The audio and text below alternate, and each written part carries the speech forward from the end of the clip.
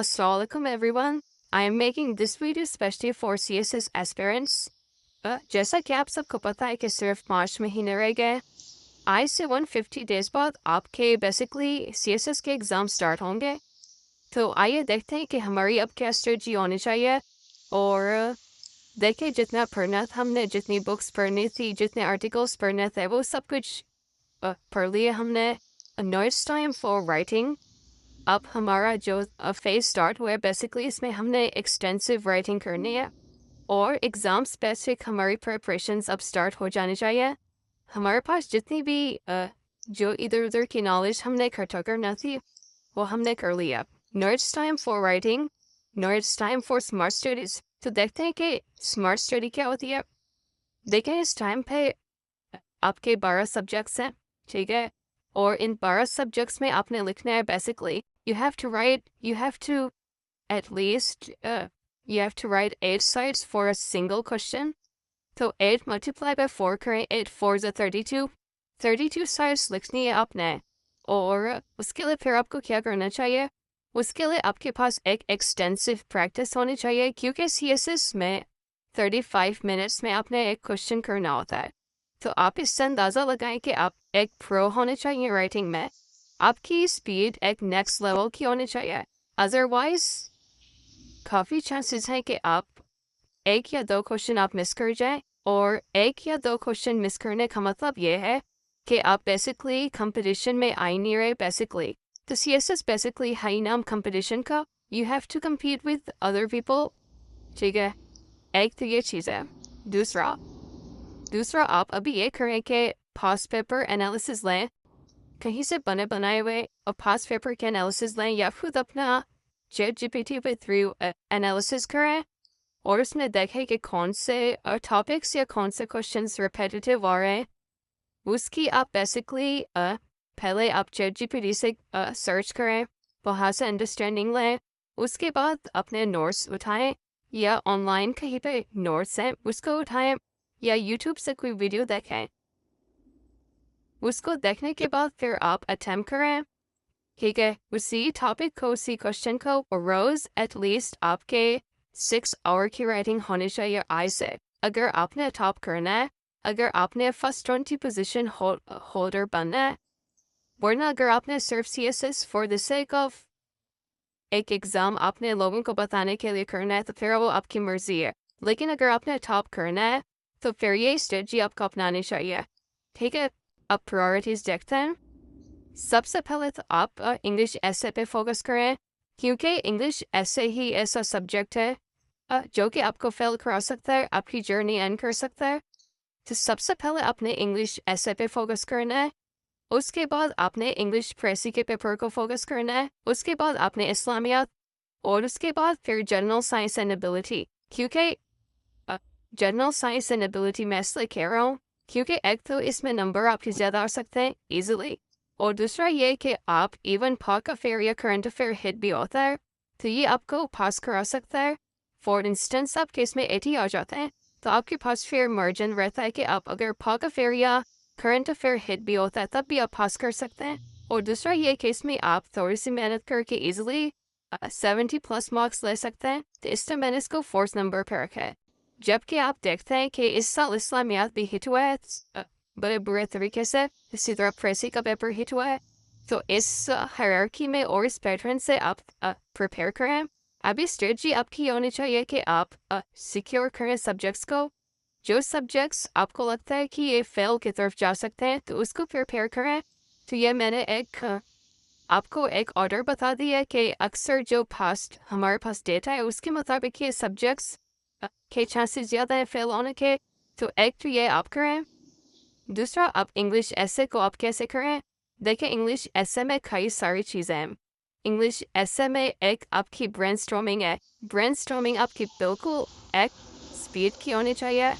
आप ये ना हो कि 1 घंटे में आउटलाइन बना रहे हो। आपकी ब्रेनस्टॉर्मिंग इतनी फास्ट होनी चाहिए कि आप हॉरिजॉन्टल लेवल ऑफ एनालिसिस करें और 10 मिनट में आप वर्टिकल लेवल ऑफ एनालिसिस करें। आप चीज़ों को इंडिविजुअल लेवल पे देखें, सोसाइटल लेवल पे देखें, नेशनल लेवल पे देखें, रीजनल लेवल पे देखें, इंटरनेशनल लेवल पे देखें, ग्लोबल लेवल पे देखें।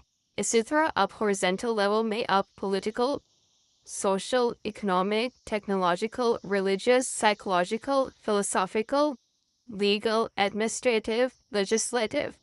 इन आप different आप इसमें देखें। तो एक तो आपकी ये brainstorming होनी चाहिए। दूसरा आप जो आपके पास outline में आप phrases की form में बना रहे हैं तो आपको पास certain vocabulary होनी चाहिए उन phrases की जैसे आप कहते हैं increasing, enhancing, improving। इसी तरह आप नेगेटिव में बताएं तो decreasing, exacerbating, worsening। इस तरह की आपके पास vocabulary होनी चाहिए ताकि आपको सोचना ना पड़े वहाँ पे। ठीक है। इसी तरह आउटलाइन में आप सेक्शंस बनाने आपको आने चाहिए। फॉर एग्जांपल आपका कोई भी टॉपिक है उसको आपको डिकोड करना आना चाहिए कि आप उसको कैसे डिकोड करते हैं। फॉर एग्जांपल कुछ टॉपिक्स होते हैं वो ओपन एंडेड टॉपिक्स होते हैं, वहाँ आपके पास मार्जिन होता है कि आप उसको कहीं तरफ भी ले जाए क्योंकि एक सब्जेक्टिव आपकी इंटरप्रिटेशन की इजाज़त होती है। कुछ टॉपिक्स होते हैं वो क्लोज एंडेड होते हैं, एग्जामिनर ने अपना स्टांस दिया होता है, आपने जस्ट या तो परसुएड करना होता है या तो फिर उसके अगेंस्ट आर्ग्यूमेंट्स देना होता है। अगर आपको लगता है कि आप अगेंस्ट आर्ग्यूमेंट्स आपके पास स्ट्रांग है तो आप उसके साथ डिसएग्री भी कर सकते हैं। जैसे फॉर इंस्टेंस आपके पास टॉपिक था AI the death of creativity, तो इसमें आपके पास फेयर चांस है कि आप दोनों साइड्स पे जा सकते हैं। इसी तरह एक टॉपिक है जो कि आई थिंक 2025 में भी आया था कि dynastic politics is the worst mockery of democracy. अब इसमें आपको परसुएड करना है क्योंकि इसका दूसरा साइड है ही नहीं, आप डायनेस्टिक पॉलिटिक्स को डिफेंड कभी नहीं कर सकते। तो इसमें आपने एग्जामिनर के स्टांस के साथ ही जाना होता है, उसको आपने सपोर्ट करना होता है, परसुएड करना होता है उसको। तो इस तरह के टॉपिक्स होते हैं। इसी तरह हर टॉपिक की सेक्शंस होती हैं, कहीं पे आपसे चैलेंजेस पूछे जाते हैं, कहीं पे आपसे कॉजेस पूछे जाते हैं, कहीं पे आपसे इम्प्लिकेशंस पूछी जाती हैं, कहीं पे आपसे वे फॉरवर्ड्स पूछे जाते हैं। तो ये चीज़ भी आइडेंटिफाई करना आपकी स्किल्स में आता है। इसी तरह फिर पैराग्राफ इंट्रोडक्शन का जो पैराग्राफ है वो भी एक सब्जेक्टिव राइटिंग है। इसमें कई तरीके हैं, लोग कई तरीक़ों से लिख के पास भी हुए और कई तरीक़ों से लिख के लोग फेल भी हुए, तो आप इसको भी अडॉप्ट कर सकते हैं। कुछ लोग स्टार्ट करते हैं एनेक्डोट से स्टार्ट करते हैं या फिर कोई कोई स्टेटिस्टिक्स से स्टार्ट करते हैं, तो आप वो तरीका भी अपना सकते हैं। कुछ डायरेक्ट अप्रोच रखते हैं और डायरेक्टली एड्रेस करते हैं टॉपिक को और उसके बाद फिर अम्ब्रेला टर्म्स में अपने पॉइंट्स को बता देते हैं और इसके साथ कोई डिस्कोर्स जनरेट करते हैं थ्रू फिलोसॉफिकल आइडिया या कोई ब्रॉडर कॉन्सेप्ट के साथ। तो ये भी आप कर सकते हैं। ठीक है। इसके बाद आपका जो बॉडी पैराग्राफ्स हैं बेसिकली उसका भी एक अपना स्ट्रक्चर होता है। उसमें इंट्रोडक्शन होता है, इंट्रोडक्टरी लाइन होती है, उसके बाद उसकी एक्सप्लेनेशन होती है, एक्सप्लेनेशन के बाद एक एग्जांपल होती है आपके आर्ग्यूमेंट को सपोर्ट करने के लिए और फिर एक कंक्लूडिंग सेंटेंस होता है। तो ये आपका बेसिकली स्ट्रक्चर। इसी तरह कंक्लूजन का भी स्ट्रक्चर मोर और लेस आपके इंट्रोडक्शन से काफ़ी मिलता जुलता है। तो ये बेसिकली आपके पास ऐसे का यह तरीका कैरी करने का। बाकी आप इस्लामियात इस दफ़ा हिट होने की सबसे जो बड़ी वजह थी और स्टूडेंट्स ने रेफरेंसेस तो याद किए थे लेकिन उनको ये पता नहीं था कि रेफरेंसेस रेलेवेंट कैसे बनाने हैं। स्टूडेंट्स ने बस जो याद था वही रेफरेंसेस देते गए। तो एग्जामिनर भी और एग्जामिनर इसीलिए चेक कर रहा है कि वो देख रहा है कि आपकी अंडरस्टैंडिंग के आप कितना रेलेवेंट लिखते हैं। वो ये नहीं चेक कर रहा है कि आपको क्या आता है क्या नहीं आता, क्योंकि आपने रेंडमली 20-30 आयात याद किए और आप वो लिखे जा रहे हैं, तो इसका ये मतलब नहीं है कि आपको नंबर देगा। तो इस चीज़ का भी आपने ख्याल रखना है। इसी तरह प्रेसी के पेपर में भी यही है कि आप प्रेसी की जितनी प्रैक्टिस हो सके आप प्रैक्टिस करें ताकि आपको कहीं पे भी मसला ना आए इस लेवल पे। बाकी ये कि मेरी तो ये स्ट्रेटजी कि आप दिन में 6 आवर्स लिखें, यानी आप 2 पेपर्स दिन में अटेम्प्ट करें और 6 आवर्स आप उस चीज़ को रिवाइज करें। उस चीज़ को अगर टॉपिक अभी कवर नहीं भी किया तो उसको कवर करें और फिर उसको अटेम्प्ट करें।